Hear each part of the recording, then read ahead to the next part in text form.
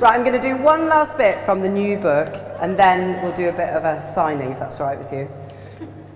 Do you mind? Have you noticed my throne, by the way? It's lovely, isn't it? Do you know what happened? I won this Queen of Teen thing. Did you see that thing? Did any of you vote for me? Oh yeah, you clever, clever girls. What happened to the rest of you? Too bloody lazy.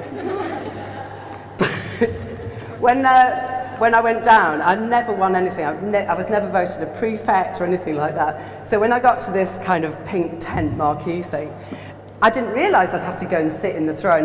We all had little princess things, you know, we all had to sit in the line, and I was waiting for the winner to go. Anyway, when it was my turn to go and sit in the throne, I was going, oh, I love this, it's so clearly meant for me, it's mine, like that. And then I won it, and I said to them, God, you must really hate me. You must have thought I was so cocky and confident that I was just going to win it. But it was because I'd actually never won anything before. Right, this is the last bit. Now, this is, do you know they're doing a production of Rom and Jewel? That famous comedy. By Billy Shakespants. And Jazz is Jewel, which is terribly, terribly annoying. Backstage. Jazz was pacing backwards and forwards, and even though she has no fringe on her wig, she's still managing to fiddle about with her forehead. It is very annoying. She said, do you think everyone will know it's a tragedy? I said, I guarantee tonight that after our moving interpretation of Rom and Jewel, there will not be a dry seat in the house. Especially as my grandfarty and Libby are coming, and they have trouble in the piddly-diddly department. But I didn't say that bit to Jazz. No sign of Dave the Laugh. He really must be having a bad time. I hope he's all right, even if I'm eschewing him with a firm hand because of his new secret girlfriend that I don't even care about. 7:31, Dave the Laugh turned up. He looked a bit dark around the eyes, like he hadn't slept much, but he greeted all his mates with the usual snapping and, you idiot, sort of carry on. He saw me and said, nice tights, kitty cat, and enormous beard. I didn't mean to talk to him. I was going to give him my cold shoulderosity, well, that's not easy to say, is it? Shoulderosity work, for being a cad and a bounder. But unfortunately, I couldn't help smiling at him. Actually, even though he looked tired, he did look really lovely. 7:41 p.m. After he'd been joshing around with the others, he came over to me and said, all right, kitty cat? And suddenly, oh, it's making me feel a bit sad. I felt like crying. I wanted him to just get hold of me. I said, well, not really. It's all been a bit. He said, I know, it really has all been a bit. But come on, gird your gusset and cheer up. It'll be all right. The Hornmeister is here. By the side of the stage, Melanie has done her best as Rom. Melanie Griffiths was Romeo. But she's struggling against enormous odds. As soon as she came on, I could hear my granddad say, bloody hell, she's a mature lass. She did her best, but she's not really an actress as such. In fact, as Dave the Laugh said, the only thing moving about her performance is her wig.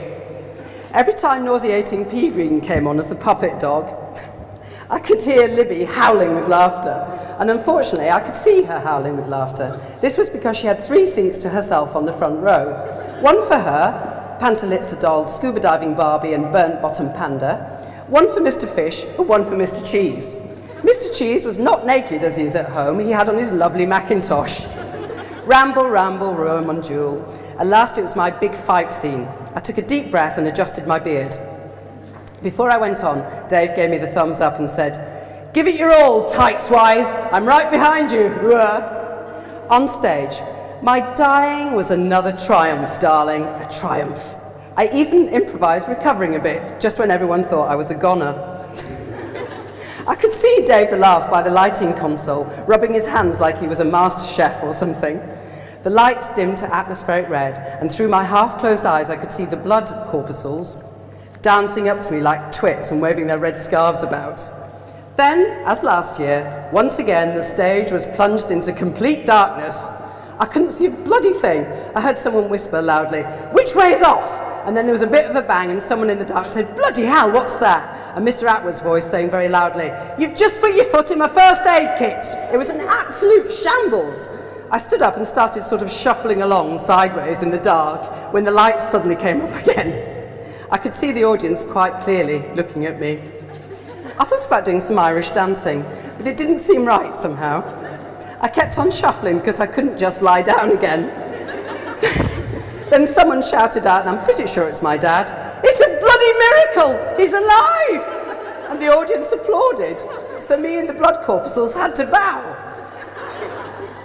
Backstage, I looked at Dave the Laugh and he shrugged and said, "Technical hitch, but the show must go on, kitty cat." He has no shame.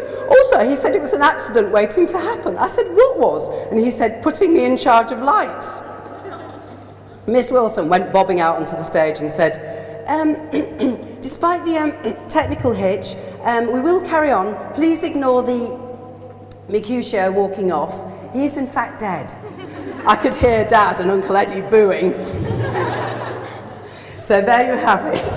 So that's an exclusive excerpt, never been read before to anybody. What do you think to that? Yes.